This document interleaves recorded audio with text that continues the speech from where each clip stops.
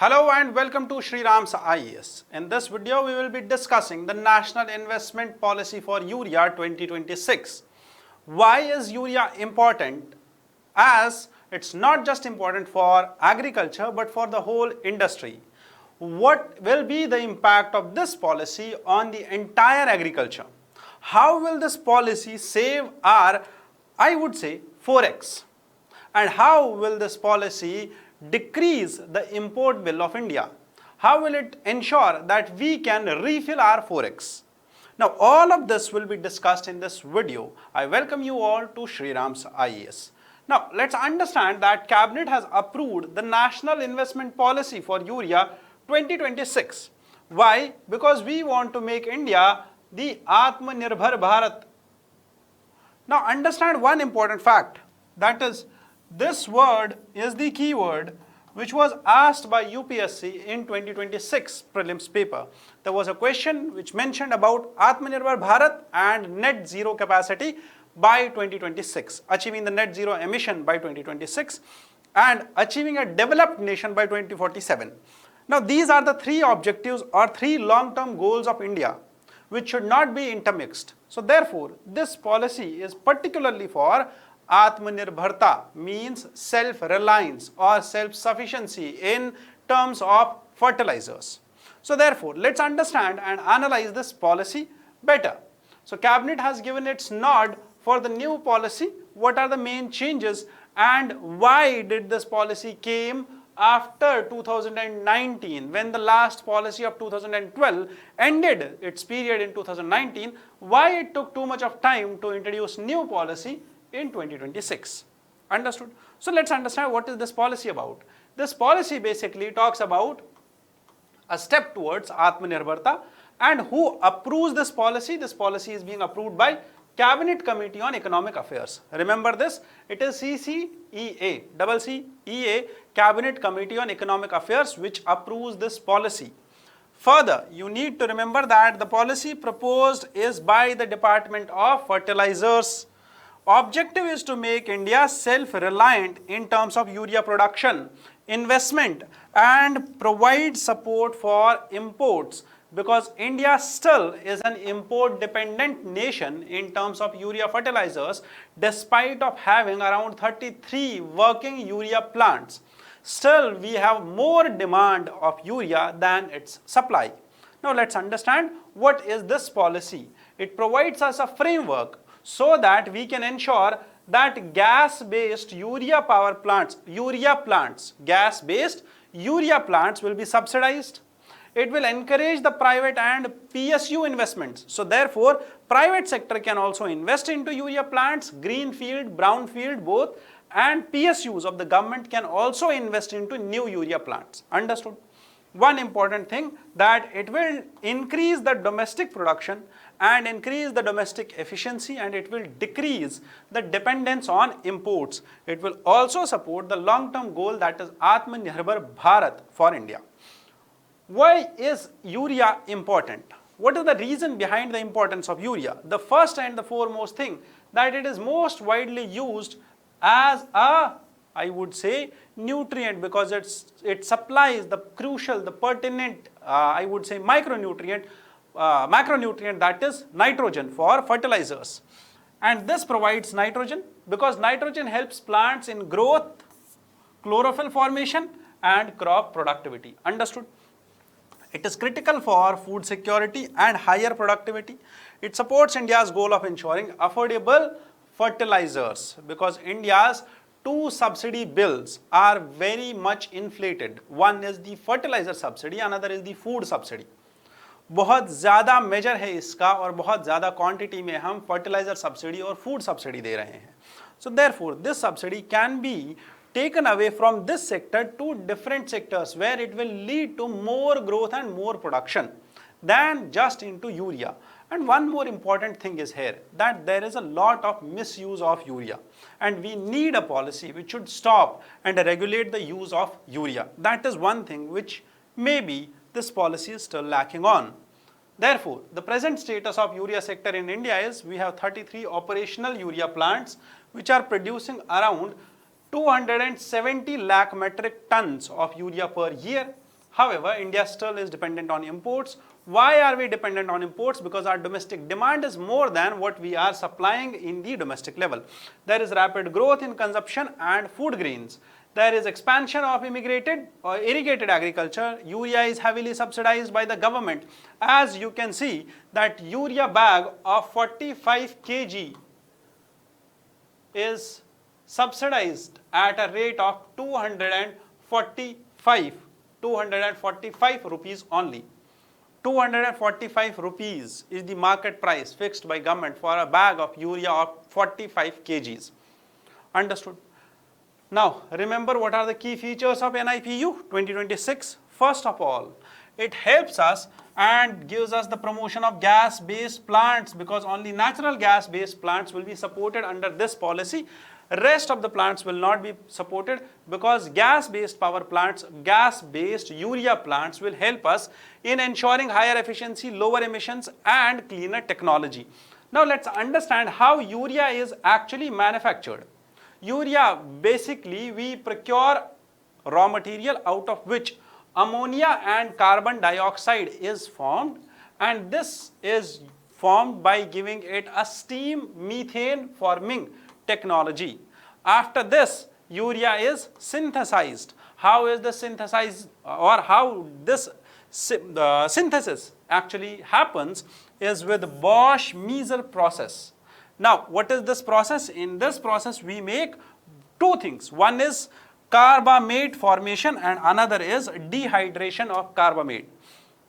Now, you do not need to remember the chemical formulas, but yes, you should at least have one glimpse that there are two processes. One is urea synthesis, another is procuring raw material, making ammonia and carbon dioxide, and then only urea can be manufactured. Understood? So therefore, for gas-based power urea plants, this policy will cover it.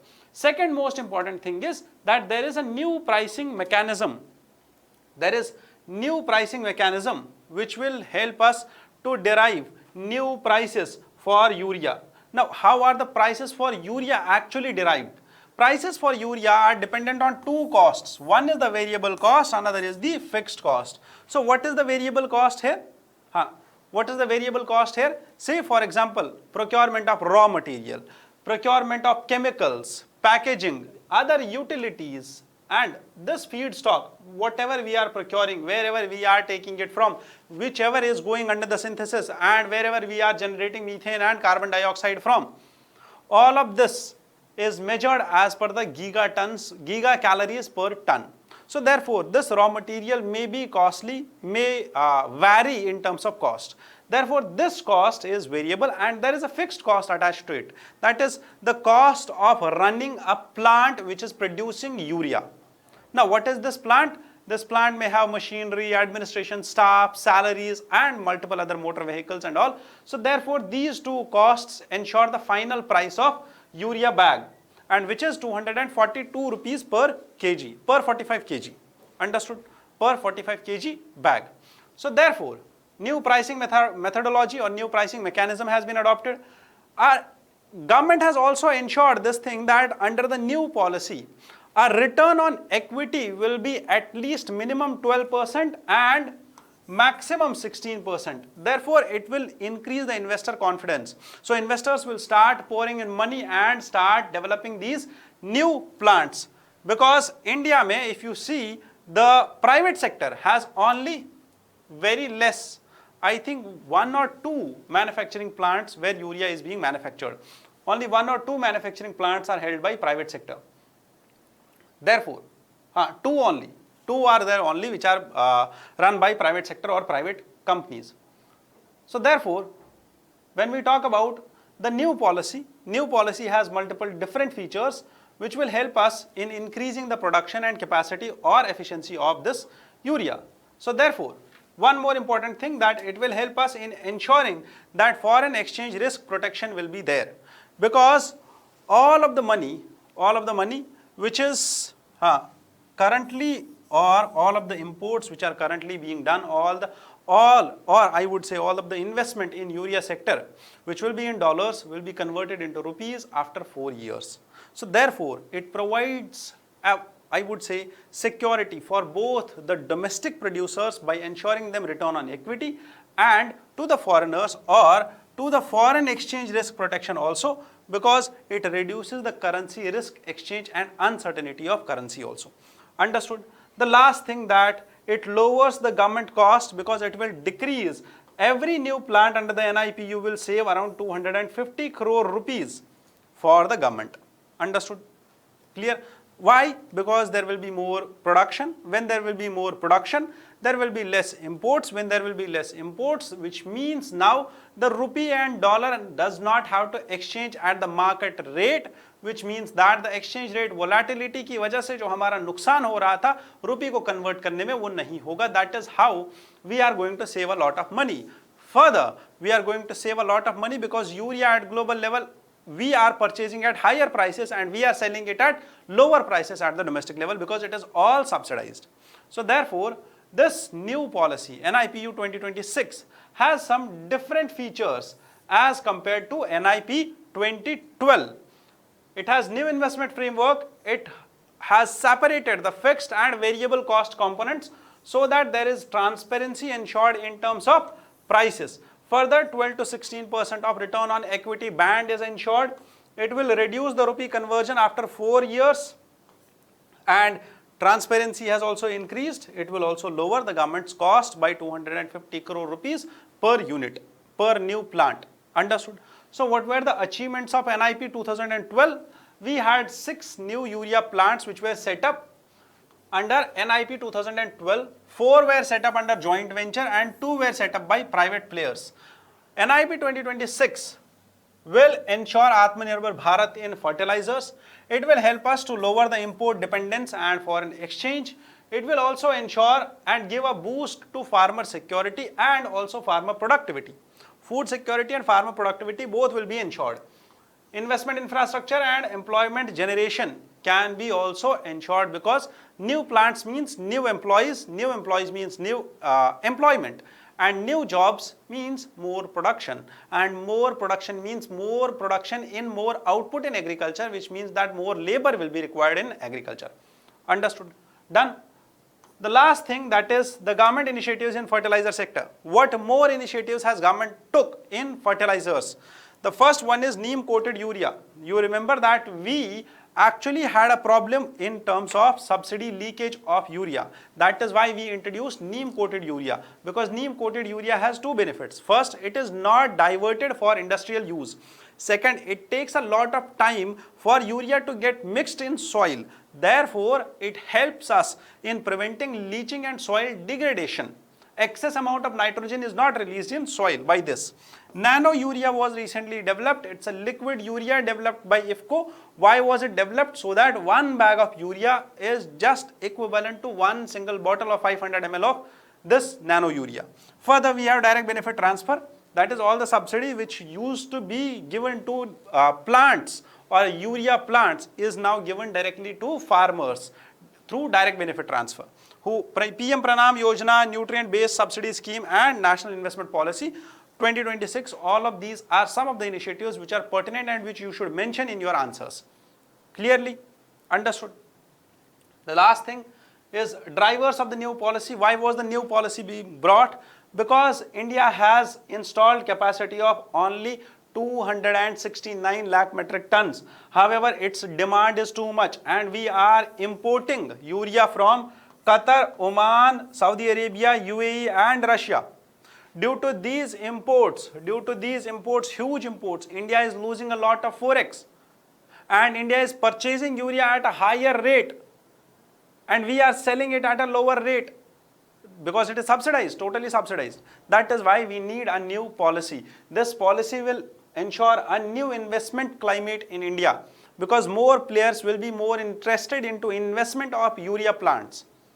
So therefore, farmers will have better availability of fertilizers, industry will encourage investment and government will lower its import bill. There will be reduced subsidy burden and there will be stronger food security and fertilizer security. Understood? The last way forward will be that we need to ensure that domestic gas availability is there. we need to promote a proper ratio of 4:2:1 when it comes to nitrogen, phosphate and potassium. Understood? Investment in research and development should be there. We should strengthen the soil health management through soil health cards and soil health scheme. Different other schemes can be introduced. Monitor subsidized rationalization. Rationalize the subsidy given under urea or fertilizer subsidy. Understood? With this, we conclude today's discussion. But yes, you can attempt this question. If you attempt this question and send it to me, I will evaluate it and I will give you proper feedback. I myself will evaluate it. I will give you proper feedback and the best answer will be discussed in next video on SRIRAM's IAS. Understood? Chalo. With this, I will stop over here. You already know that economy has been fully covered by me. All the PYQs have been discussed in this video. All the concepts of economy static have been discussed in this video. And all the NCERTs of economy from 6th to 12th are there in this one single document of 100 pages, 120 pages. So what you need to do is you can either directly ping me or email me here. We'll share you all the details with that. Understood? With this, we will stop over here. I wish you all the best. Thank you for being here. Jai Hind.